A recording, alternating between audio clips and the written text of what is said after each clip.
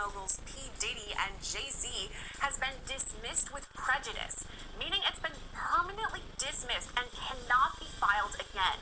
And this is more than 2 months after the rapper, whose real name is Sean Carter, was accused of raping a 13-year-old girl identified as Jane Doe at a 2000 party in a civil lawsuit filed against him and Sean Diddy Combs, the case has been voluntarily dropped by the anonymous woman, according to documents obtained by E! News February 14th. News, a civil case accusing Jay-Z and Sean Combs of sexually assaulting a then teenager has been dismissed. That's according to a new court filing today. The suit was initially filed in October, and the accuser said Jay-Z and Combs raped her in 2000 after an award show.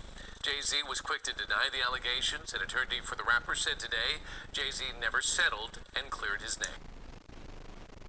Made against him. He's accused of raping a 13-year-old girl back in the year 2000 with Sean Combs. Jay-Z's name was added to a lawsuit over the weekend. KTLA's Jacqueline Sarkisian is live in the newsroom with the details. Jacqueline, good morning. Hi, Eric. Good morning to you as well. The billionaire rapper is denying all allegations and calling the lawsuit blackmail. He says he and his wife, Beyonce, will now have to sit their children down and explain to them what's happening. The lawsuit, which was originally filed back in October, was refiled yesterday to include Jay-Z as a defendant. The woman, who's identified as Jane Doe, says she was 13 years old at the time of the assault. It happened at an after-party following the MTV Video Music Awards in 2000. She went without a ticket, ended up speaking to a limo driver for Sean Diddy Combs, who told her about the party. The accuser is alleging she started to feel woozy after consuming a drink at that party and wandered into a nearby bedroom. She says Jay-Z raped her first, then Combs. According to the amended lawsuit, the woman says she hit Combs and ran out of the party. Jay-Z denying allegations. He's the first celebrity to be accused of sexual assault in connection to Combs. Defense attorney Alexander Kazarian says that's not very surprising. We're going to target people that are around Diddy. Jay-Z's one of the biggest celebrities that's around. He's been around him for a long time, so I think if you were going to assume that people around Diddy were going to be targeted, it was very obvious that somebody was going to say something about Jay-Z in a lawsuit. With Jay-Z and Diddy now, this is an amended complaint accusing Jay-Z of raping a 13-year-old girl in 2000 along with Sean Diddy Combs. This is a new civil filing, and when we see the anonymous accuser here alleging the assault occurred after she was driven to an MTV Music Video Awards after party. This lawsuit was originally filed in October, just today refiled to include Jay-Z. I mean, let's start with the basics here. Very specific about several things. She describes the house, she describes the driveway, she describes the exact assault, what happened. She talks about various stages of things that occurred. And I think that this is good because this way it can either be corroborated or not corroborated. So she's painted herself in a corner. Why add Jay-Z now? If this originally was filed back in October, why not do it then?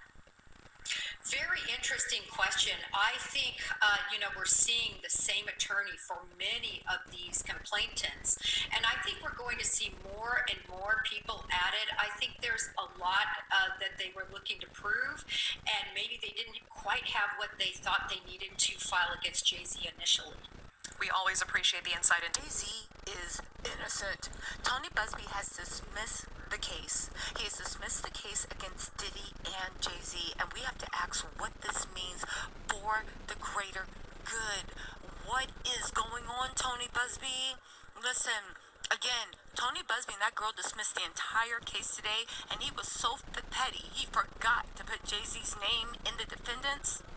And, you guys, today was the deadline for Tony Buzbee to show proof that he was licensed to practice in New York City. And he didn't show any proof today. Instead, he dismissed the entire case against Jay-Z and Diddy. Let me start off by saying this. Shout out to Alex Barrow. He is going to look less than credible. Some people would even say dumb, while exposing him for or alleging that he was trying to scam Jay-Z. Listen, I have a couple of questions. First, why didn't he just show proof? Tony Buzbee showed proof that he was licensed, right? Well, why did he wait until the deadline to drop the case? Yo, again, a lot of people, I'm not gonna lie, I heard this was coming earlier in the week when he dropped Bad Boy Records from the lawsuit. And again, a lot of blogs mistakenly thought it meant the entire case was dropped then. Again, let me just say this. I don't know how much Alex was charging Jigga Man. I will say that he proved his price in gold. He successfully maneuvered out of a situation with zero PR hit to Jay-Z and won in the court of law. A lawsuit accusing rappers Sean Diddy Combs and Jay-Z of rape. The accuser has now dropped the case. An unidentified woman alleged she was raped by the singers in 2000 when she was 13. The document announcing the case's dismissal today did not explain why. Jay-Z and Diddy had both denied the claims. And on social media, Jay-Z posted a statement reading in part, the frivolous, fictitious, and appalling allegations have been dismissed. Sean Diddy Combs. The lawsuit, originally filed in October, was refiled today to include Jay-Z as a defendant. The anonymous accuser claims the assault occurred at an MTV Video Music Awards after party. In New York has just ruled on whether or not the rapper's rights were violated when his materials were searched and photographed while in lockup. We're going to go over the full decision and what impact this is going to have on Sean Combs' criminal trial. Presented by Law and Crime, I'm Jesse Weber.